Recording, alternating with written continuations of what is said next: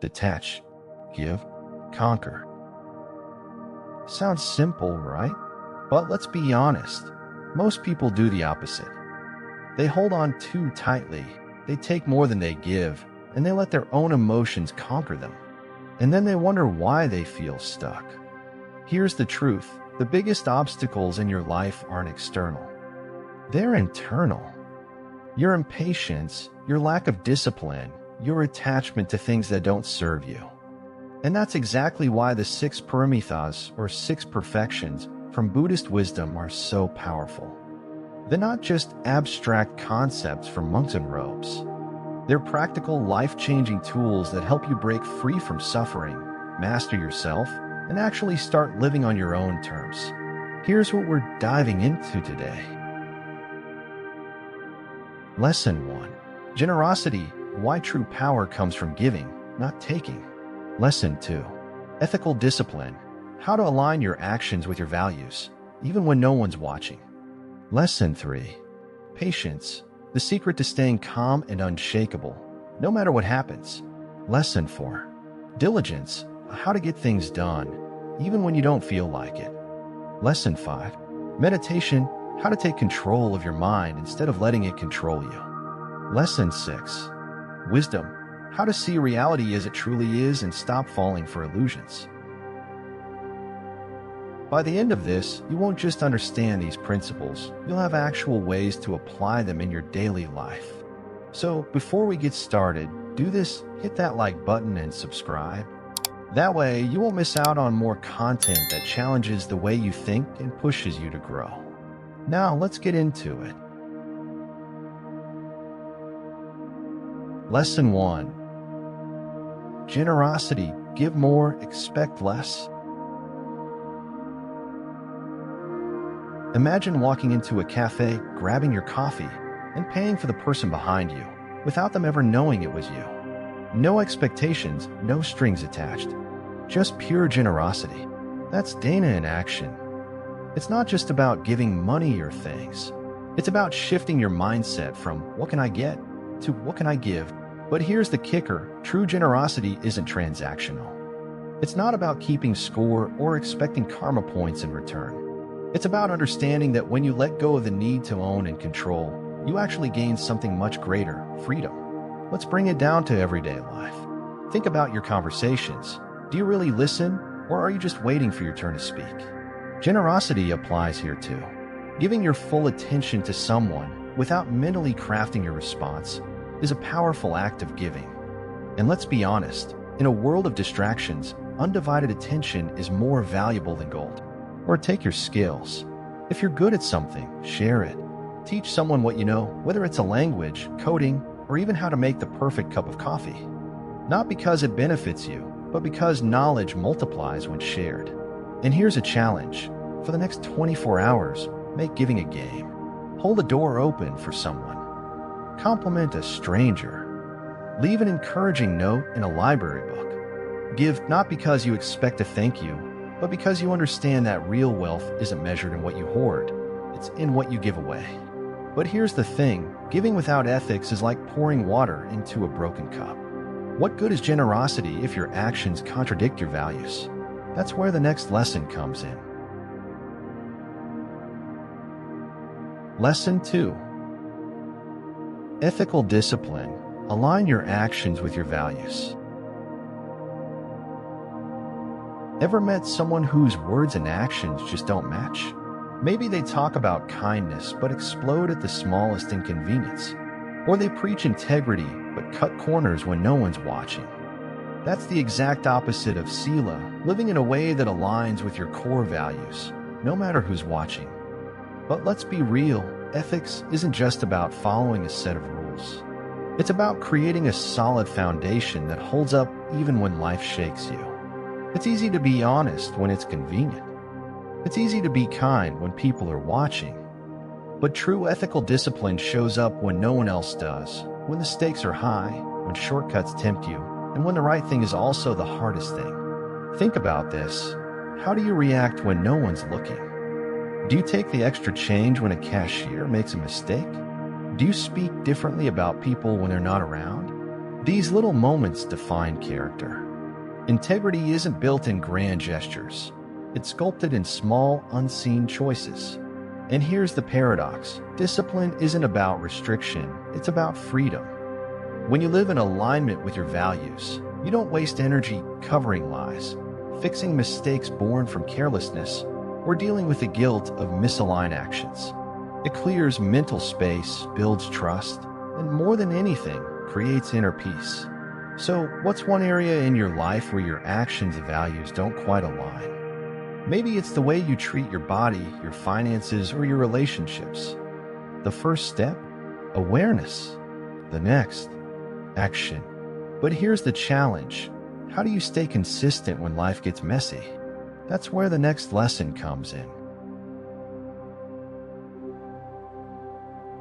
Lesson 3. Patience. Stay calm, no matter what. Ever feel like the universe has a personal vendetta against you?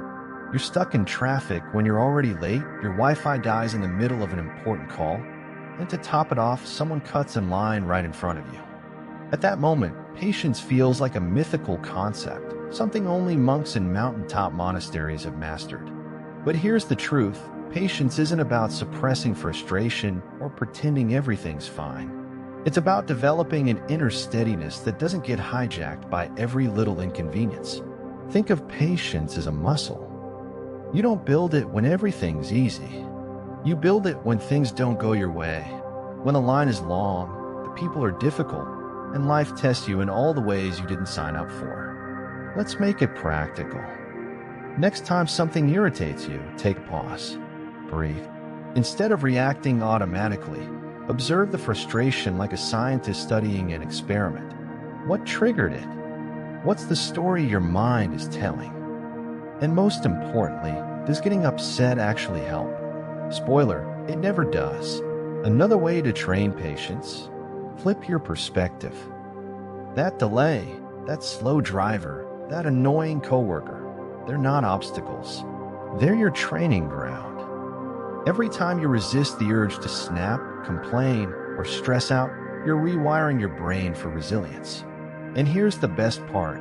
Patience isn't just about tolerating minor inconveniences. It's the foundation for long-term success. Whether you're learning a new skill, building a career, or deepening a relationship, real progress takes time. The ability to endure discomfort without quitting? That's a superpower. But patience without action leads to stagnation. So, how do you balance calm endurance with bold, focused effort? That's where the next lesson comes in. Lesson 4. Diligent. Do what needs to be done. You know that moment when motivation hits? You feel unstoppable. You make big plans, set ambitious goals, and for a while, everything seems possible. But then a life happens. The excitement fades. Procrastination sneaks in. And before you know it, another goal is collecting dust. This is where virya comes in. Not just motivation, but diligence. The ability to show up and put in the work, even when you don't feel like it. Especially when you don't feel like it. Here's the secret. Success isn't about massive bursts of energy. It's about consistency. Imagine an athlete who only trains when they feel inspired. They'll never make it. The ones who succeed are the ones who train even on bad days, who wake up early even when they want to sleep in, who push through discomfort because they know the rewards are on the other side. And no, this isn't about toxic hustle culture. It's about disciplined effort, working smart, not just hard. Take a moment and think, what's one thing in your life that would transform if you applied steady, focused effort? Maybe it's learning a skill, improving your health, or mastering your emotions. Whatever it is, stop waiting for the right time. That time is now. The trick: lower the activation energy. Make starting so easy that there's no excuse. Want to exercise? Put your workout clothes where you can see them. Need to write? Open the document and type one sentence. Once you start, momentum kicks in. And remember, diligence isn't about grinding yourself into exhaustion. It's about focused, purposeful effort. Like a well-tuned engine, not a burnout waiting to happen. But even with discipline, the mind can be chaotic, scattered thoughts, distractions, and mental clutter. How do you gain control over that? That's where the next lesson comes in. Lesson 5. Meditation. Master your mind, master your life. Picture this. You sit down for just 5 minutes to focus on your breath, and suddenly your brain turns into a chaotic circus. Random memories, unfinished to-do lists, and the urge to check your phone all fight for your attention. Sounds familiar? That's exactly why meditation is necessary. Dhyana isn't about emptying your mind, becoming some enlightened guru overnight. It's about training your mind the way an athlete trains their body, building focus, awareness, and control over your thoughts instead of being dragged around by them. Because let's be honest, most of us are not in control of our minds. Our minds are in control of us. Think about it. How often do you react on autopilot? You snap at someone without thinking. You scroll for hours when you meant to work. You stress over imaginary scenarios that never even happen. Meditation changes that. It gives you the ability to step back, observe your thoughts instead of being consumed by them, and choose your response instead of being a slave to impulses. And before you say, "I can't meditate, my mind won't shut up," newsflash, no one's mind does. Meditation isn't about silence. It's about awareness. Catching yourself getting distracted is the practice. Just like lifting a weight builds muscle, bringing your attention back builds mental strength. Want to start? Try this. Before reaching for your phone in the morning, take 10 deep breaths. That's it. No apps, no timers, just 10 slow breaths. You'd be surprised how different your day feels when you begin it with clarity instead of chaos. And here's where it gets interesting. The deeper your awareness grows, the more you start seeing reality for what it truly is, not what your emotions or biases tell you. And that brings us to the most powerful paramita of all. Lesson 6. Wisdom. See reality as it is. Imagine waking up from a dream, one so vivid, so immersive that for a moment you believe it was real. Then, as your eyes adjust, reality sets in. That's what wisdom does. It wakes you up. Prajna isn't about accumulating knowledge. It's not about reading more books, memorizing philosophy, or sounding smart in conversations. It's about seeing clearly, seeing through illusions, ego traps, and the stories your mind constantly spins. Because let's face it, most of us are living inside narratives we don't even question. Think about how often people chase things they think will bring happiness, status, money, approval, only to feel empty once they get them. Or how many decisions are based on fear rather than truth. Wisdom is the ability to step back and ask, is this real? Or is this just a story I've accepted? Here's a practical way to develop it. Start questioning your assumptions. Next time you feel angry, disappointed, or anxious, pause and ask yourself, is this feeling based on reality or on my interpretation of reality? Is the person who cut me off really out to get me, or was it just a random event? Is my fear of failure justified, or is it just my ego trying to protect itself? Wisdom isn't about having all the answers. It's about asking the right questions, questions that cut through illusions and bring you closer to truth. And here's the paradox. The wiser you become, the less rigid you are. You stop clinging to old beliefs, you adapt, you flow. And that's the real secret. All 6 paramitas, generosity, ethical discipline, patience, diligence, meditation, and wisdom, aren't just isolated virtues. They work together, reinforcing each other, creating a way of life that leads to freedom. But now comes the real question. How do you take all this knowledge and turn it into something real? Let's talk about that. So here's the question.